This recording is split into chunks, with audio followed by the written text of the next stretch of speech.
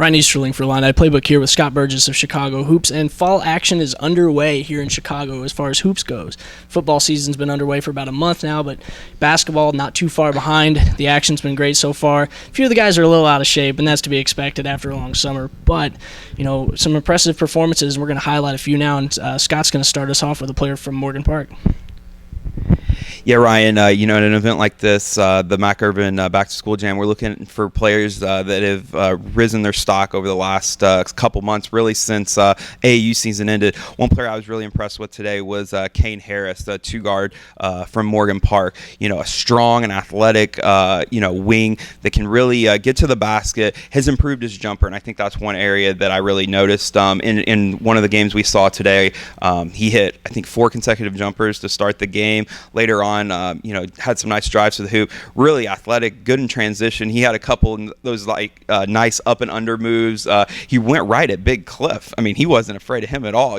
Obviously both playing with the Mac Irvin Fire program, but he was very impressive today. A guy that can really score the basketball, and I think defensively too, with his strength and his ability to move his feet and really not back down from people. I think he's going to be a player on that end of the floor that can change the game as well as the year goes on. And for Morgan Park, he's going to be a key player this upcoming season, so we'll definitely keep an eye on Kane. And Ryan's going to discuss a senior who's one of the top uncommitted players in the 2014 class from Morgan Park as well. Yeah, another guy, as far as Kane Harris goes, this guy too, Josh Cunningham and Kane Harris, both seem like they really stayed in shape over the summer. And I guess that's understandable given how much Morgan Park runs. I'm sure Coach Nick Irvin has had them running, but that's their style. They get out and they run. But the first thing I really noticed about Josh Cunningham is he just plays above the rim. I mean, this kid's got some serious hops. He dunks it quite a bit. I think the thing I've noticed, though, is he has improved his step-out game. He's about probably 6'6", 6'7", maybe. But he really improved his jumper. I saw him hit a couple of threes. He's best in transition, and that's understandable with a lot of these Morgan Park guys. But he really showed that he can float around in the half court, gets open, comes off of screens, catches, and he can either shoot it or drive it. But really, he's best in transition, and he can just get up. The kid can rebound, he can dunk it, he can lay it in. Great body control in the air, and he's a pretty smart kid too, so his basketball IQ is definitely a plus for him.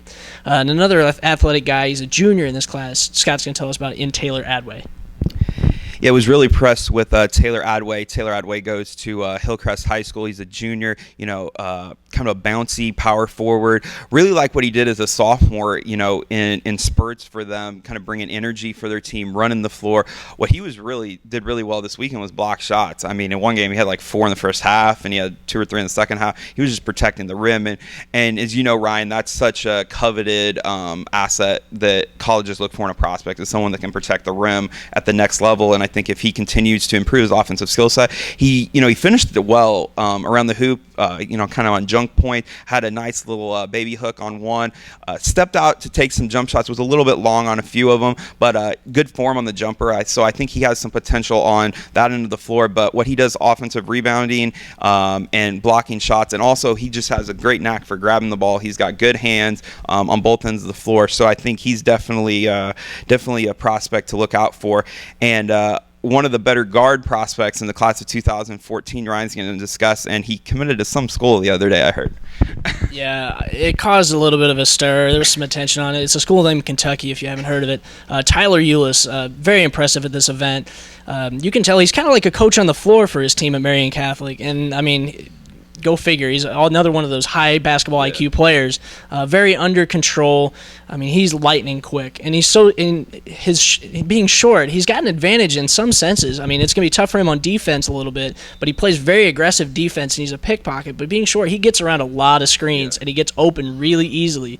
I watched him blow past a few guys, and at one point in the game, we watched him playing. A guy kind of got on his nerves a little bit, and he made him pay. And that's just how Tyler Eulis is. He plays with a little bit of a chip on his shoulder. And you can just tell he's got the ball on a string. He's very fast. Pretty good outside shooter, too. He didn't have the outside shot falling pretty consistently today, but we've seen him hit that shot before. And really, he made his mark today, getting to the hoop, getting fouled, and finishing. A lot of those plays he actually finished, which for a guy his size is tough, but he absorbed the contact, went in, got the shots down, made his buckets, and really willed his team along in that one. So that was really impressive to see Ulis, and I think really he's now his main mission is to prove that he was worthy of that Kentucky scholarship. He's proven to everybody else what he believes of himself. So I think that that's part of that chip on his shoulder, and you can tell that's very evident in what he was doing today. Another guy though that's pretty quick, high riser in the junior class though. Scott, go ahead and tell us. I talked about one Josh. He's going to tell us now about another one from Curie. Yeah, another Josh is pretty athletic too. Josh Stamps, he had a really big July with Team Rose on 16U on the circuit. Was one of the biggest stock risers in that class. He is just a lights out shooter. That's something he's always been able to do. In the catch and shoot, off the bounce, one dribble, running off screens, whatever. He's just such a great shooter. Consistent accuracy. But the area that he's improved the most is his game getting to the basket in other ways.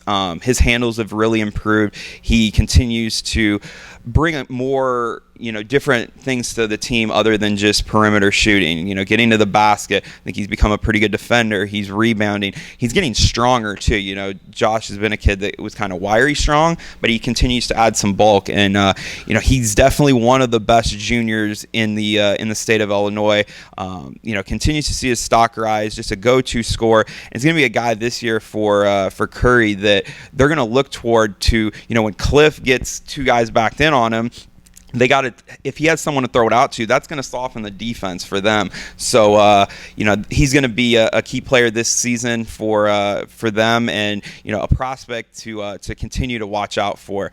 And speaking of Cliff Alexander, he was pretty good this weekend too. Yeah, and one of the things about Cliff is he's really been working on his jump shot in the offseason. You could tell that a little bit. He didn't hit every one of them, but really he didn't get a whole lot of open looks away from the basket, and I think that's just because he's facing double teams all the time. So we got a few open looks, and he knocked some of them down. He didn't knock some of them down. But the thing about Cliff that I noticed is he is ready to get to the free throw line. He knows he's going to get hacked this year. He knows he's going to get fouled, and he knows that he has to convert from the free throw line. Otherwise, he's just throwing away points. And really, Cliff Alexander hit a very high percentage of his free throws. He was getting between 10 and 12 free throws a game here, and he was making most of those free throws. And for a big man, that's a huge, huge plus. It tells me that he can get it done from the free throw line. It tells me that he, for a big man, has a pretty good foul shot. Usually we're used to seeing Cliff just throw down everything, anything and everything around the hoop, and he did have his dunks. He did have his tip slams cleaning up. Really good rebounding this weekend, too. He really fought for rebounds. One of the things I think that kind of held him back in this one, his team had a tough time getting him the ball, but that's just going to come along as the season goes along and they get more used to playing with each other and getting the flow. He had that luxury of having Jalen Brunson on his team during the AAU season with the Mac Irvin Fire, and I think it's just going to be a little bit of an adjustment for those guys to know when to get him the ball and so he can kick it back out. He's mentioned previously that he knows when he doesn't have a shot down there, and he'll get it back out to his teammates, Stamps being one of them. And he's kind of a little bit of a leader on the floor too. As a senior, he's really stepping up and he's ready to pass it back out. But going from one of the top senior big men to one of the top freshman big men, I'm going to go ahead and hand it back over to Scott. Yeah, in the class of 2014, Illinois is really lucky to have the two best players in America, Cliff Alexander and Jaloloka for. And the 2017, it's producing a couple of very, very intriguing big men. Ren and I we saw Jeremiah Tillman from East St. Louis during the July evaluation period, and Manuel Patterson from North Lawndale High School. He's another one that's going to be one to watch. 6'7" power forward, wide shoulders, uses his elbows, rebounds well, just very aggressive around the basket, can score, finishes well. Just, he doesn't back down from guys that are 2 and 3 years older than him. He had a great battle yesterday with Ed Morrow, one of the top power forwards in the 2015 class.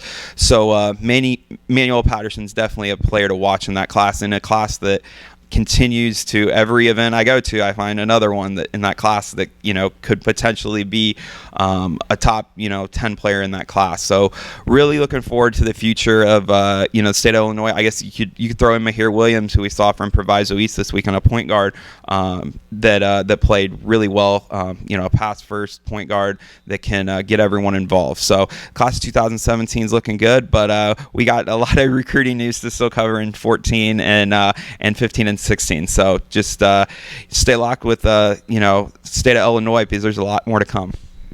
Yeah, and it's really evident. There's talent on the senior level, junior level, freshman level, plenty of sophomores in state to keep an eye on. A lot of them here, a lot of them we still have to see this year, and it's going to be an interesting year to follow in Illinois. And this is just the fall. Just imagine once the season's in full swing in the winter, things are going to be crazy. Make sure you stay locked in here for all the best coverage. For Ryan Easterling and Scott Burgess, signing out.